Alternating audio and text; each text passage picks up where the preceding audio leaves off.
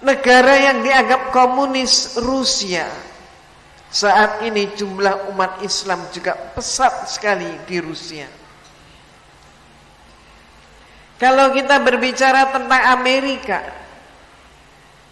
kemudian Australia, kemudian Kanada, Prancis, Jerman, Belanda, setiap Jumat selalu ada yang mengucapkan 2 kalimat syahadat.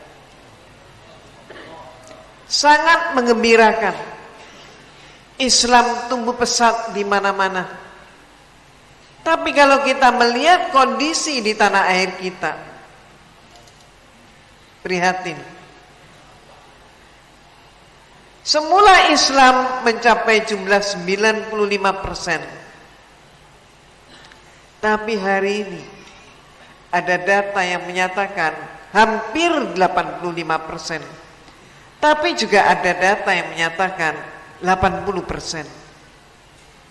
Intinya Islam di negeri kita mengalami penurunan. Di negara-negara yang lain, terutama di barat, Islam naik dengan pesat.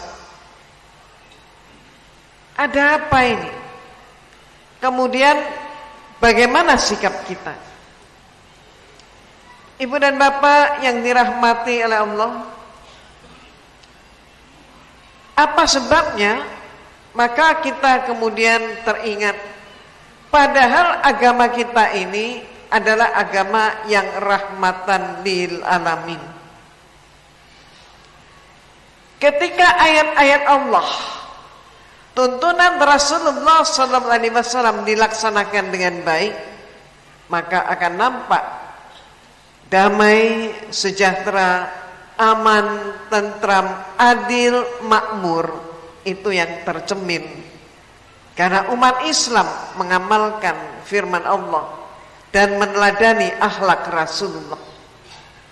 Islam yang rahmatan lil alamin.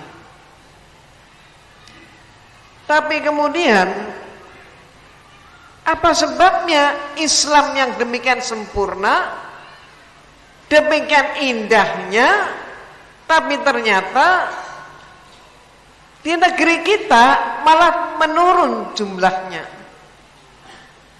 Banyak pemurtadan yang terjadi di tanah air kita. Ada apa ini? Untuk itu saya mengajak ibu dan bapak untuk melihat dengan langsung bagaimana tentang pedoman dakwah Islam.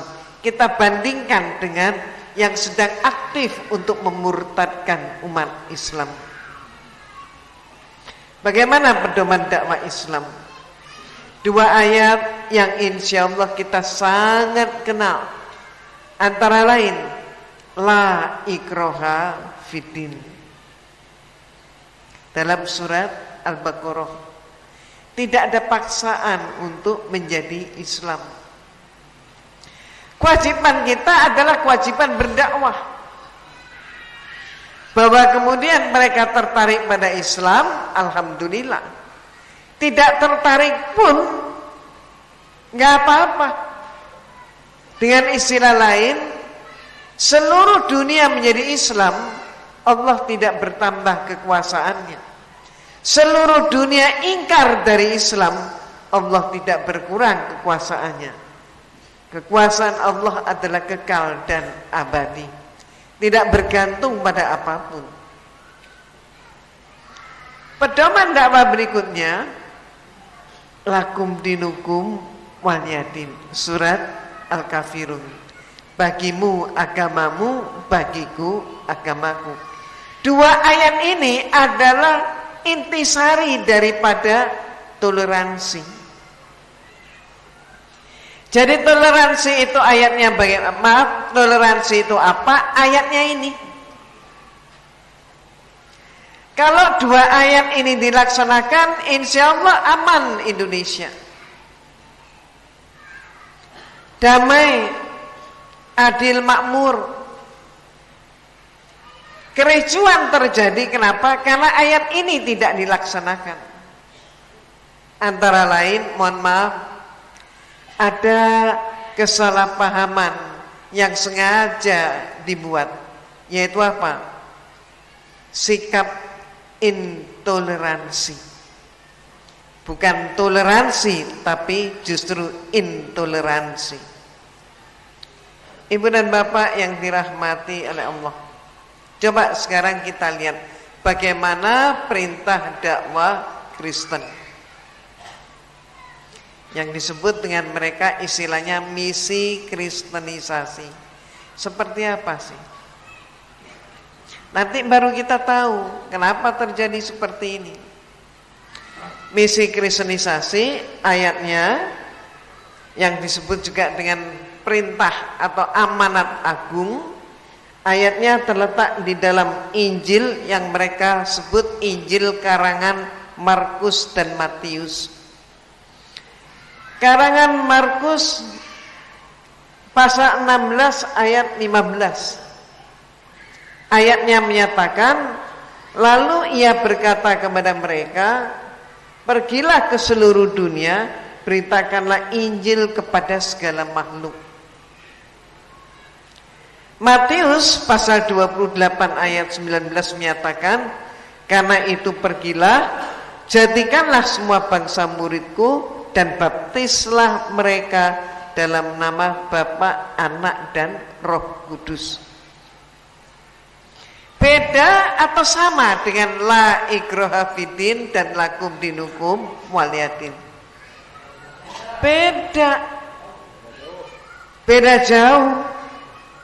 Dua ayat ini, baik Markus maupun Matius, kalau kita gabung menjadi satu, bunyi perintahnya adalah umat Kristen diperintahkan menyebar ke seluruh dunia. Perlunya untuk memberitakan Injil, yaitu melakukan penginjilan, dan kemudian menjadikan semua bangsa sebagai murid.